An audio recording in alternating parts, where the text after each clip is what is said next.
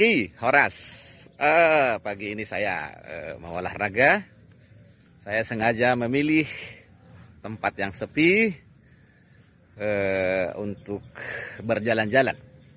Tetapi masih terbersih dalam pikiran saya.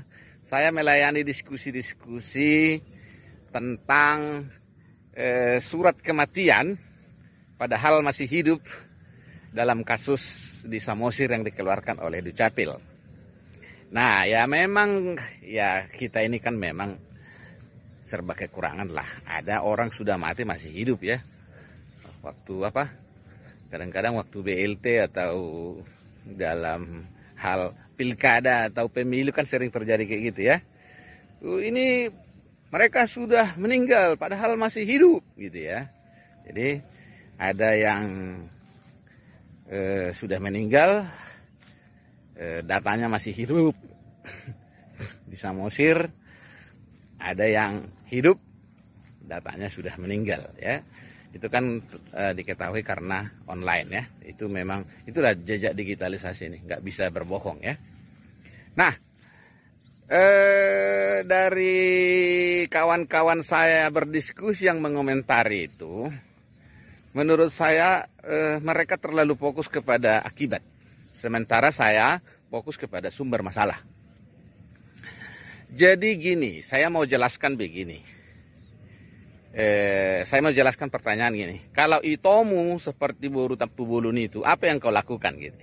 Kalau saya sih berpikir begini.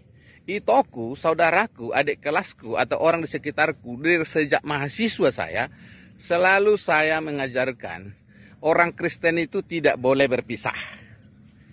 Tidak boleh bercerai.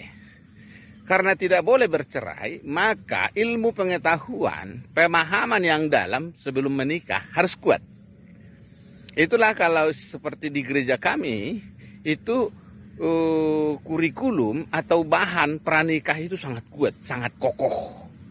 Nah, yang terjadi di lapangan ini kan pengetahuannya dangkal, ya, pemahamannya dangkal, lalu menikah. Artinya tidak punya pengetahuan, tidak punya kapasitas untuk berkeluarga, tapi membangun keluarga. Padahal tidak boleh menikah. Gitu kan? Ibarat seperti kita ini kan, seringkali kan kalau berkendara atau menyetir atau bersepeda motor itu kan kalau sekali kalah kan kita bisa mati. Dampaknya luar biasa. Sialnya ada SIM tembak kan gitu.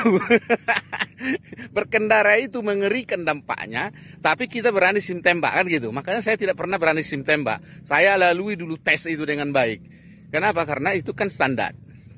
Nah, oleh karena itu ke depan memang gereja dan semua keluarga harus memberikan ilmu pengetahuan yang cukup, yang memadai, kapasitasnya yang baik baru menikah.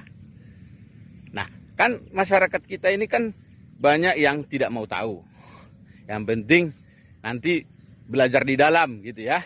Sebenarnya dengan konsekuensi bahwa kita tidak boleh bercerai itu, ilmu pengetahuannya harus dalam. Makanya kalau dulu waktu saya di kampus kami belajar namanya total oriented love ya. Dimana kalau kita mencintai, mau membangun cinta dengan seseorang harus kita memiliki cinta yang total. Nggak boleh kita mencintai karena hidungnya, karena bibirnya, pokoknya dari tubuhnya nggak boleh. Harus mencintai secara total. Karena kalau kamu cinta karena hidungnya yang mancung, nanti hidungnya ditabrak orang, tidak ada lagi yang mau dicintai gitu ya. Jadi dulu waktu saya muda itu sangat dalam. Dan setelah saya menikah selalu saya ajarkan kepada siapa saja.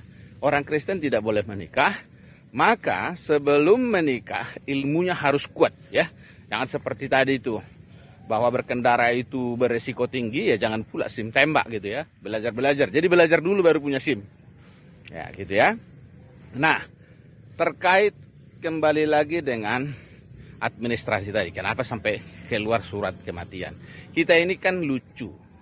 Kalau pemerintah mempermudah, kita ribut. Seperti ini ya kan. Kalau dia dipersulit, kita marah. Kenapa dipersulit gitu ya? Karena kita harus menyadari sobat. masyarakat kita ini memang terlalu banyak administrasinya yang tidak baik. Dan administrasinya itu tidak baik juga karena perilaku. Ya sama seperti si Malango itu. Ya kan, kalau dia tukang biasa, mau mengurus mau ikut di pengadilan, pengetahuannya tidak memadai, juga tidak terbiasa dengan idealisme dan seterusnya. Padahal sebenarnya kalau dia menikah lagi dengan Boru Gultom itu sebenarnya, kalau yang paling aman sebenarnya cukup Boru Gultom itu aja yang atas nama Boru Gultom aja anak itu ya. Kalau cuman itu. Cuman kita ini kan lagi-lagi kita kepengen ideal. Masa anakku tidak punya akta lahir? Nah, atau si Malango juga bisa jadi takut, kalau nanti cuman atas nama istriku, nanti itu gimana dong? Nggak anakku gitu ya. Jadi seringkali kita kepengen yang ideal, tetapi perjuangannya tidak ideal.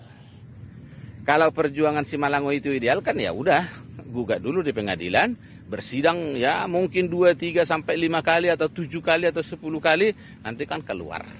Ya.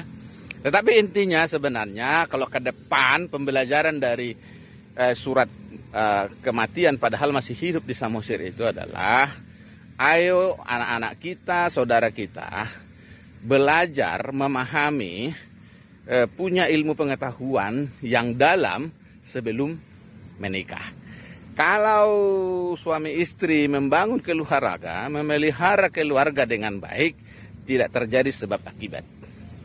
Dan kembali kepada paradigma hukum yang saya sampaikan itu adalah, jangan pernah terpikir supaya makin banyak di penjara.